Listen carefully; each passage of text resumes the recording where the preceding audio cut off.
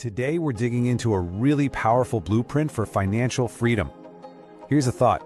What if the real reason you feel like you're struggling with money has nothing to do with your salary and everything to do with one single invisible habit? Let's get into it. So think about it. What if it's not the daily coffee, not all those subscriptions, not even your rent that's really holding you back? The idea we're exploring today is that there's one single habit working behind the scenes that's quietly sabotaging your financial future before you even get started. And look, if this feeling sounds familiar, you're not alone. I mean, most of us were never actually taught how money works, right? We were just kind of thrown into the deep end and told to figure it out. And that leaves you with this quiet, constant anxiety that you're falling behind. That feeling is very real, and it's exactly what we're going to tackle. Okay, so let's put a name to the problem. The core issue, the big one, is a habit that's so automatic we don't even notice we're doing it. It's just the default setting for almost everyone. This slide right here, this is everything. It shows two completely different paths starting from the exact same paycheck. On the left, you've got the common habit. Your paycheck hits your account and boom, your landlord, the grocery store, the phone company, everybody gets paid first. You tell yourself you'll save whatever's left over, but let's be honest, there's never anything left. But look at the right. The wealth habit flips that script entirely. The very first thing you do when you get paid is pay yourself.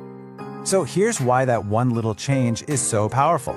This isn't about trying to have more willpower. It's about changing the system you operate in. When you pay yourself first, you automatically force yourself to live on what's left. And you know what? We're incredibly good at adapting to the money we actually have. It's basically putting your savings on autopilot and changing the entire question from can I afford to save to how do I live on what's left? Okay, so you flipped the habit. You're actually saving money now. That is a huge win, but it's really only half the job. See, money that's just sitting in a savings account isn't actually working for you. So the next logical question is, how do you put that money to work? This word, compounding, is probably one of the most powerful ideas in finance, but it's way simpler than it sounds. Investing is just putting your money somewhere it can grow. Well, compounding is when that growth starts making its own growth. So let's say you earn $10 on an investment. Next year, you're not just earning on your original money, you're also earning on that extra $10. It's how money starts to build on itself over and over without you lifting a finger. And this is just so critical because so many of us beat ourselves up thinking, I'm too late to the game. But here's the reality. Waiting just one more year isn't just losing out on 1 year of growth. It's losing out on all the decades of compounding that would have built on top of that year's growth. The math doesn't lie. Starting right now, even with a tiny amount, is infinitely better than waiting for some perfect time that's never going to come. Now for the part nobody really warns you about. The second you actually start to build a little bit of savings, people and opportunities are going to start coming out of the woodwork, promising to make it grow faster. Protecting what you've built is just as important as building it in the first place. And these are the classic traps, aren't they? They are so tempting. We're talking about your buddy who suddenly thinks he's a crypto genius, or that Reddit thread swearing a stock is about to go to the moon, or, that influencer selling some $1,000 course on how to get rich quick. The desire to catch up fast is a really powerful emotion, especially when you feel like you're behind. But these gambles are where most people lose every single dollar they worked so hard to save. This is it. This is the one simple, ruthless rule you need to protect your money. Real investing involves real risk, period. So if anyone promises you these huge, amazing returns with basically zero risk, they're either trying to sell you something or they have no idea what they're talking about. Either way, it's a massive danger to your money. Just burn that rule into your brain. So while you're investing your money, there's another equally important account you need to be investing in. You. This is all about actively, intentionally increasing your own earning potential. In this slide really nails why this is such a big deal. Think about it. Your stock portfolio can go up, it can go down, it can get wiped out in a crash.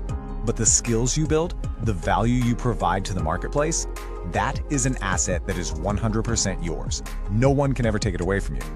And it compounds too. The better you get, the more you learn, the more you become. So just pause for a second and really ask yourself this question. This isn't about burning yourself out. It's just about being strategic. What's one specific skill that if you got better at it over the next year would make you undeniably more valuable in your career? Maybe it's learning a piece of software, getting better at public speaking, getting a certain certification. That's a huge part of your financial picture. Which brings us to the last hurdle, and honestly, it's often the biggest one. It's that voice in your head that says, what I have isn't enough to even get started. That one thought keeps more people on the sidelines than anything else. This might just be the most important sentence in this entire explainer. Seriously, because someday is a fantasy. Someday never arrives. An account with 40 bucks in it isn't a joke. It's a start.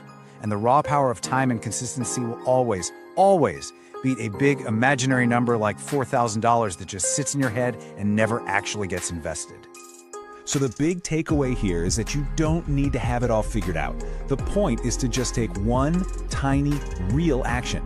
Open the account. That's just paperwork. Set up an automatic transfer. Make it so small you barely even feel it. The goal right now isn't to get rich. It's to build the habit. The habit is what does all the heavy lifting for you down the road. And really, that's it. When you cut through all the jargon and the noise, this is what it all comes down to. These 5 fundamental behaviors. They aren't secrets, they just take a little bit of deliberate action. And you know what? They work. And maybe this is the most empowering idea of all. You can't always control how much you make. You definitely can't control the economy. But your behavior, your habits, that is the one variable in this whole equation that is 100% in your control, starting this very second. So that brings us to our last slide, and it's really a question for you. Not someday, not when things calm down, this week.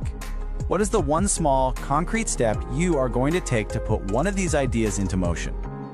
Maybe it's just opening that investment account online. Maybe it's setting up that tiny automatic transfer. That one small move, that's where the entire story starts to change.